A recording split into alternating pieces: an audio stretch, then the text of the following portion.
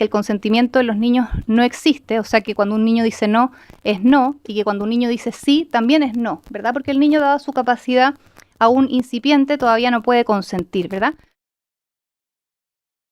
Quisiera a continuación, junto con agradecer la invitación, comenzar destacando como algo positivo el objetivo declarado de este proyecto de ley, que es justamente la prevención del abuso sexual infantil.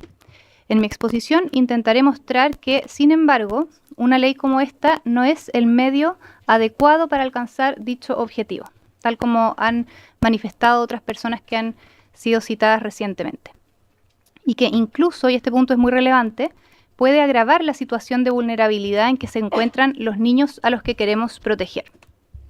Separaré esta presentación en dos partes. Primero haré un breve análisis del articulado del proyecto y posteriormente analizaré la idea matriz. En atención al tiempo, seré muy breve respecto del articulado y me extenderé un poco más respecto de la idea matriz. Respecto del articulado, me limitaré a señalar que el integrar a este proyecto de ley la noción de género y el integrar a este proyecto de ley la noción de completa, esas dos palabras, género y completa, podrían llegar a ser un problema, ¿ya? ¿Por qué? Porque cuando hablamos de género, no queda claro si estamos proponiendo una educación sexual integral que aborde el género comprendido como construcción social, si lo entendemos como género analogable al sexo, como opuesto al sexo, como expresión del sexo, o el género entendido como identidad de género, ¿verdad? Esa ambigüedad podría llegar a ser problemática para efectos de la aplicación de una ley como esta, ¿verdad? Y lo segundo, la palabra completa, que en proyectos anteriores hacía más referencia a la palabra integral, pero son bastante analogables, puede ser un problema en el sentido de que proyectos de ley anteriores, con una matriz ideológica bastante parecida a esta, hablaban, por ejemplo, del derecho al goce sexual de niños y adolescentes, ¿verdad?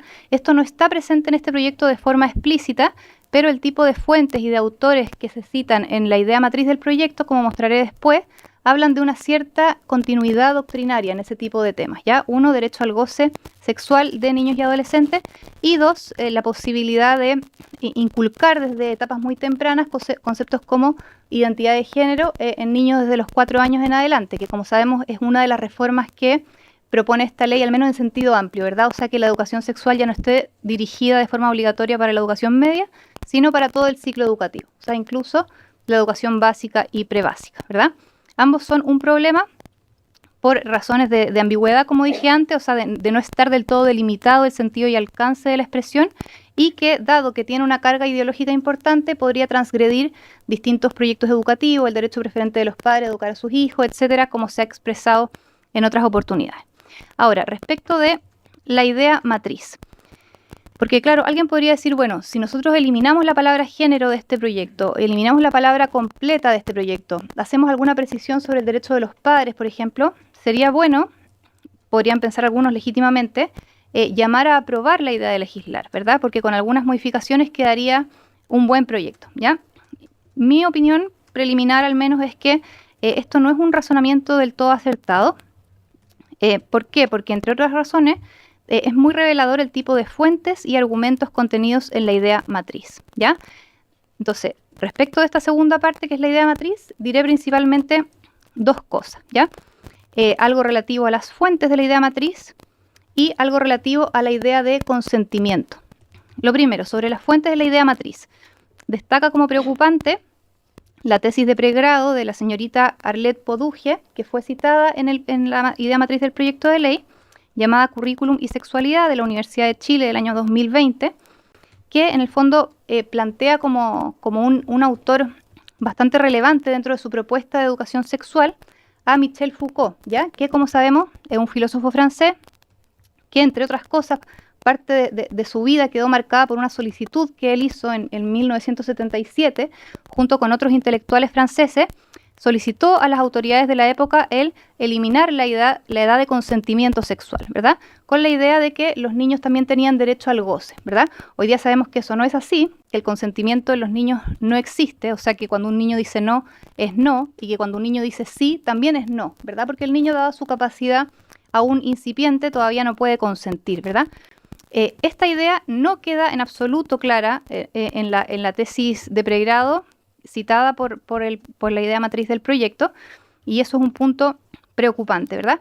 Y esta tesis de pregrado cita a su vez el documento Oportunidades Curriculares del Mineduc del año 2018, que en sus páginas 52 y 116 hace un llamado explícito a que los profesores, respecto de los niños de séptimo básico, promuevan actividades donde se muestren escenas explícitas, ¿verdad? Sexualmente explícitas, y también dramatizaciones explícitas realizadas por los niños, ¿ya?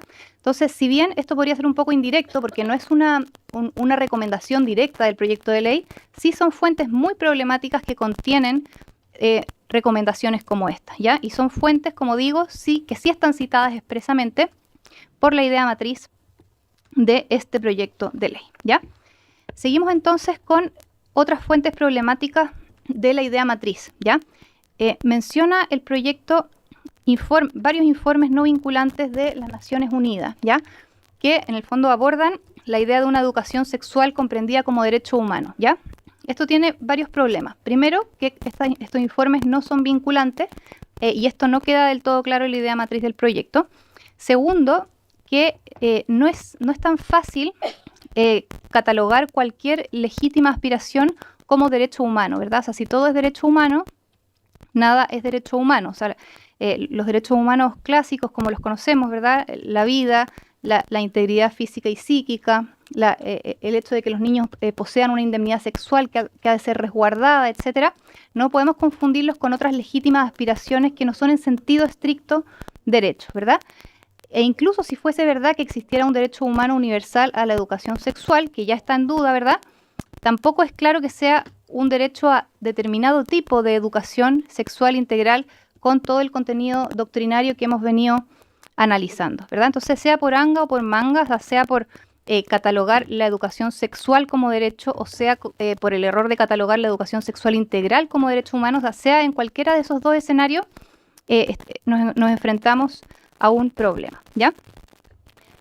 Un minuto, perfecto. Entonces, en este minuto recapitulo. En el articulado existen varios problemas. Uno, no está del todo claro el respeto del derecho preferente de los padres a educar a sus hijos. No es claro el sentido y alcance de la palabra género y no es claro el sentido y alcance de la palabra completa. Y en la idea matriz hay problemas respecto de las fuentes. Uno, la citación de la tesis de la señorita Arlette Poduje de la Universidad de Chile, y sobre todo también la referencia a informes no vinculantes de las Naciones Unidas.